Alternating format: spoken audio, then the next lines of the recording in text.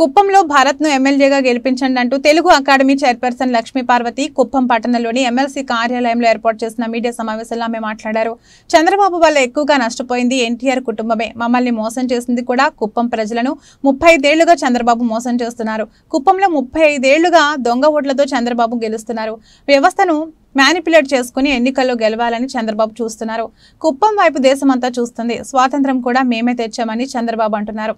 25 కేసులను పక్కదారి పట్టించి న్యాయ వ్యవస్థను చంద్రబాబు మోసం చేశారు. చంద్రబాబు కోవర్టులాగా రేవంత్ రెడ్డి, సుజనా చౌదరి, పురంధేశ్వరులు వ్యవహరిస్తున్నారని అన్నారు. అదేవిధంగా జగన్ గారు దాంట్లో మొన్న రిలీజ్ చేసిన మేనిఫెస్టోలో కొన్ని ఇప్పుడు అమ్మఒడి అంటే ఈయన ఏమన్నాడు, మాతృవందనమా, తల్లికి వందనం పేరే కదా కొంచెం మార్పు. అమ్మఒడి మీరు చెప్పండి బాబు, మీరంతా బాగా చదువుకునేవారు కదా. ఇప్పుడు జగన్ గారు రాష్ట్ర బడ్జెట్ను చూసుకుంటూ అతను ఎలా ఇవ్వగలను ఇచ్చి చూపించాడు.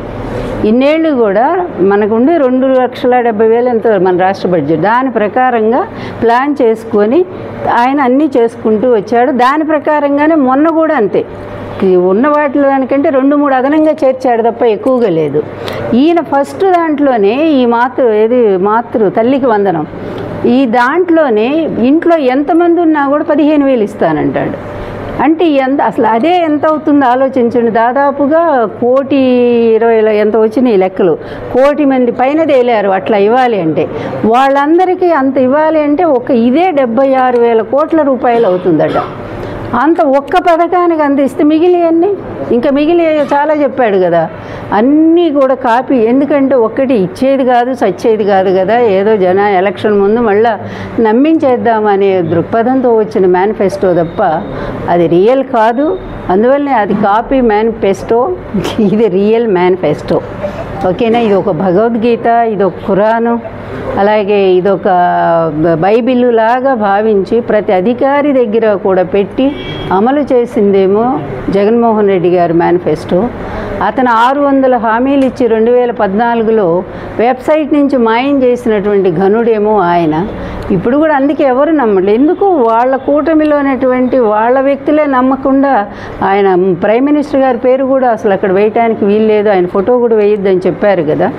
ఆఖరికి వాళ్ళ లీడర్ ఎవరో వచ్చి అది ముట్టుకోలే మేనిఫెస్టో. అంటే వాళ్ళకే నమ్మకం లేదు. అది వాళ్ళకే నమ్మకం లేని మేనిఫెస్టోని తయారు చేసి ప్రజలేమి నమ్ముతారు? ఇది అమలు చేయనటువంటి హామీలు ఎన్ని ఇచ్చినా కూడా ప్రయోజనం లేదు. విశ్వసనీయత ప్రధానమైంది. ఆ విశ్వసనీయతకు అనే దాని ప్రత్యక్ష సాక్షి జగన్మోహన్ రెడ్డి గారు అయితే అబద్ధానికి నిలువెత్తు సాక్ష్యము చంద్రబాబు నాయుడు అవుతారు. అందుకే ప్రజలు ఎవరూ నమ్మట్లేదు. Thank you.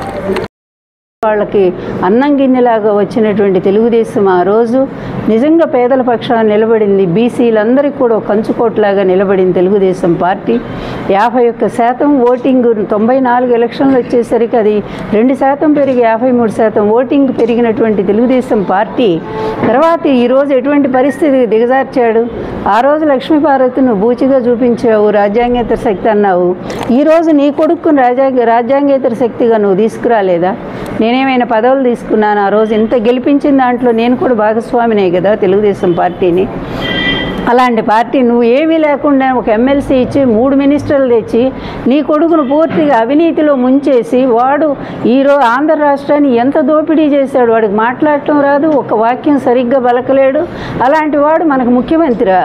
తలుచుకుంటే ఎంత అసహ్యంగా అనిపిస్తూ ఉందో ఆలోచించండి ఒక్కసారి. అతన్ని రేపు తన వారసుడిగా ఈ ఆంధ్ర రాష్ట్రాన్ని ముఖ్యమంత్రిని చేయాలని ఈరోజు ఈ 75 ఏళ్ల వయసులో ఈ ముసలాయన ఎంత కష్టపడుతున్నాడో మనందరం కూడా చూస్తున్నాం. ఒక మతిపోయినటువంటి పరిస్థితుల్లో పిచ్చి మాటలు మాట్లాడుకుంటూ ఇటు తండ్రి తిరుగుతున్నాడు, అంతకంటే పిచ్చి మాటలు మాట్లాడుతూ అటు కొడుకు కూడా అట్లాగే మాట్లాడుతూ ఉన్నాడు. ఇలాంటి వీళ్ళకి ఇంకొకటి తోడయ్యాడు పవన్ కళ్యాణ్. వీళ్ళందరూ కలిసి ఈ రాష్ట్రాన్ని ఉద్ధరిస్తారా? ఏం చేస్తారు చెప్పండి? ఇప్పటి వరకు ఏం చేశారు ఈ 14 ఏళ్ల లైఫ్లో? అలాగే నీకు ఇన్ని సంవత్సరాల రాజకీయ జీవితం ఇచ్చినటువంటి కుప్పం నియోజకవర్గం, చంద్రబాబు నాయుడు ఈ కుప్పం నియోజకవర్గానికి నువ్వేం చేశావు? ఒక్క ఒక్క మంచి పని. అప్పుడెప్పుడో ఇజ్రాయెల్ వ్యవసాయం పెద్దలు ఉన్నారు ఇక్కడ అందరూ కూడా, వాళ్ళకి తెలుస్తుంది. ఇజ్రాయెల్ వ్యవసాయం అని ఏదో తీసుకొచ్చారు, దానివల్ల రైతులు ఎంతో నష్టపోయారో.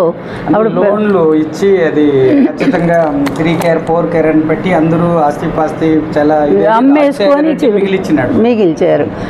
అంత దారుణంగా ఇక్కడ రైతులను మోసం చేసినటువంటి వ్యక్తి మోసంతోనే గెలుస్తూ వచ్చాడు. అలాంటి వ్యక్తి మళ్ళీ ఈరోజు ఎన్నో అబద్ధాలు చెప్పుకుంటూ తిరుగుతూ ఉన్నారు. ఎందుకు చంద్రబాబు గెలిస్తే ఈ రాష్ట్రానికి ప్రయోజనం ఏంటి? జగన్మోహన్ రెడ్డి గారు వచ్చాక లేదు, అంతకుముందు రాజశేఖర రెడ్డి గారు పరిపాలించిన టైంలోనూ, అంతకుముందు ఎన్టీఆర్ గారు పరిపాలించిన టైంలోనూ మనం ఒక్కసారి కంపేర్ చేసి చూసుకుంటే ఎన్టీఆర్ పేదలకు అన్నం పెట్టాడు, 2 రూపాయల కిలో బియ్యం ఇచ్చాడు మహానుభావుడు. మహిళలకు గొప్ప స్థానం ఇచ్చాడు, యూనివర్సిటీస్ ఇచ్చాడు, అలాగే 9% ఉద్యోగాలు కల్పించాడు, 33% మన స్థానిక ఎన్నికల్లో మహిళలకు అవకాశం ఇచ్చాడు. ఇలా చెప్పుకుంటే ఎన్టీఆర్ పథకాలు కొన్ని ఉన్నాయి, అలాగే ప్రాజెక్టులకు సంబంధించింది కూడా. అలాగే ఇక రాజశేఖర రెడ్డి గారు వచ్చిన తర్వాత ఆయన ప్రభుత్వంలో ఎన్ని మంచి పనులు జరిగినాయో అందరూ ప్రత్యక్ష సాక్షులే. ఫీజు రియంబర్స్మెంట్ ద్వారా పేద కుటుంబాల నుంచి వచ్చినటువంటి పిల్లలు ఈరోజు అమెరికాలో ఉద్యోగాలు చేస్తున్నారంటే చంద్రబాబు కాదు. చంద్రబాబు నాటికి ఏ ఉద్యోగాలు లేవు నిజం చెప్పాలంటే. ఆయన ఒక బిల్డింగ్ కట్టి అక్కడ వదిలేశాడు అంతే, హైటెక్ సిటీ అనేది.